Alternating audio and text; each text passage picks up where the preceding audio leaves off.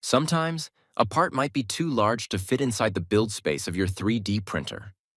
In such cases, the Magic software offers a practical solution. You can cut the part into smaller sections.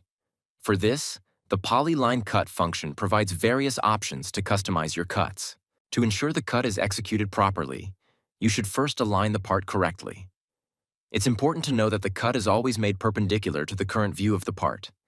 You can choose between two cutting methods: polygon or circular. In this example, we focus on cutting with the polygon method. To define the cutting plane, start by creating a polygon. You can precisely place points using the left mouse button. If you press and hold the Control key, you can snap points to the triangle mesh of your part. Holding the Shift key while placing points ensures that the next point aligns horizontally, vertically, or at a 45-degree angle to the previous point. To ensure that the part can be easily assembled after printing and remains dimensionally accurate, you can also define a gap for glue or a weld seam. If you want the joined parts to be especially stable, you can optimize the connection by adding teeth to the cut. These teeth provide a larger contact surface for assembly. To do this, first select the segment of the polygon where you want to add teeth. Once the segment is selected, you can specify the shape and size of the teeth. If you prefer a smoother transition, the software also allows you to round the teeth. When you're happy with the teeth settings, simply confirm your selection by clicking OK.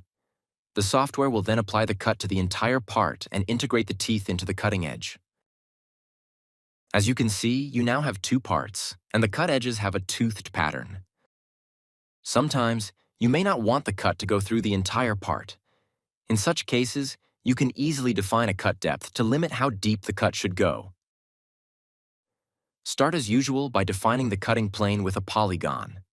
For example, place the first point, and then hold the Control key to snap the next points horizontally or vertically relative to the previous point. Once the cutting plane is defined, you can specify the desired cut depth. This ensures that the cut only goes as deep as needed for your particular part. When everything is set, confirm your selection by clicking the OK button, and the cut will be applied. With the ability to adjust the cut depth, you have even more flexibility to customize your part to your exact requirements. With these features in Magix, cutting large parts becomes easy and efficient. This guarantees successful printing of your part, even when the build space is restricted.